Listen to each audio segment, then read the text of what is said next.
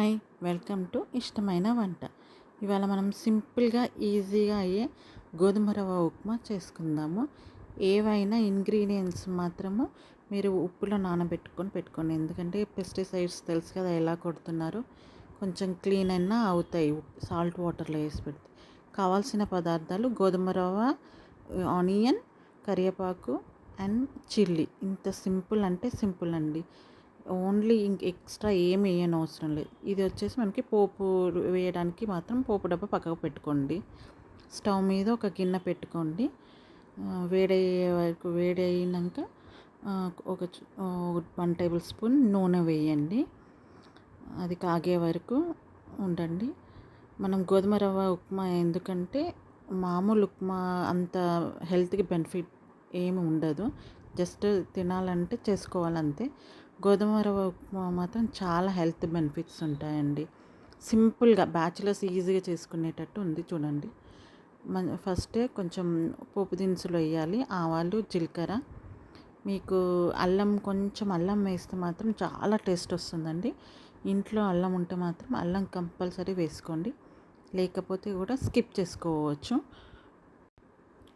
కొంచెము టేస్ట్ కావాలంటే మాత్రం వేసుకోండి.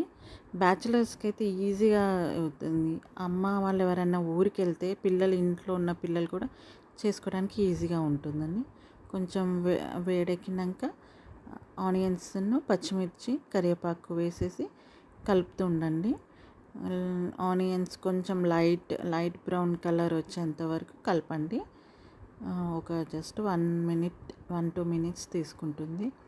వేరే ఇంకా మనకు కావాలంటే వెజిటేబుల్స్ వేసుకోవచ్చు ఇందులో.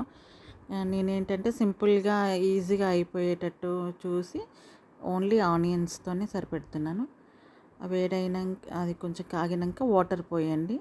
కొంచెం గోధుమ రవ్వ కాబట్టి వాటర్ కొంచెం ఎక్కువనే పడుతుంది. ఒక కప్పు గోధుమ రవ్వకి 2.5 కప్స్ వాటర్ పోయండి. అదే కప్పు తీసుకుంటే మాత్రం బాగా కొంచెం ఉప్పు వేసుకోండి. మసులుతున్నప్పుడే ఈ గోధుమ రవ్వ అందులో వేసేయండి.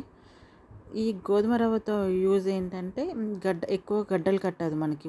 అదే బొంబాయి రవ్వ అయితే మాత్రం కలుపుతూనే ఉండాలండి వేసేటప్పుడు, లేకపోతే మొత్తం ఉండలుగా కడుతుంది.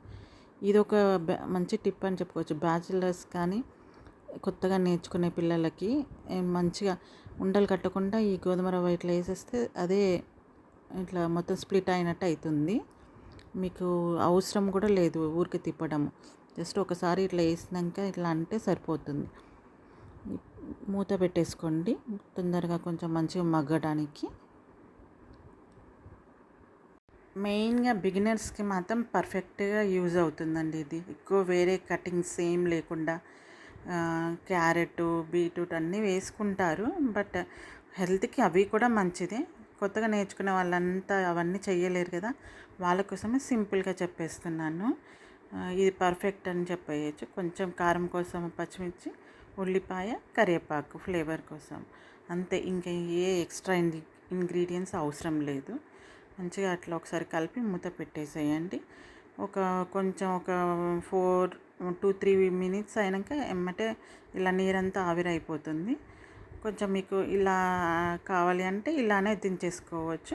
లేదు అంటే ఇంకొక నిమిషం పెట్టేసుకుంటే మొత్తం డ్రై, కొంచెం బాగా మొత్తం నీరంతా ఎగిరిపోతుంది. అప్పుడైనా ఆఫ్ చేసేసుకొని సర్వ్ చేసుకుంటే మంచి గోధుమ రవ్వ ఉప్మా రెడీ అండి. టేస్ట్ అయితే చాలా బాగుంటుంది. మీరు బొంబాయి రవ్వ కంటే ఇదే చాలా టేస్ట్, హెల్తీ కూడా.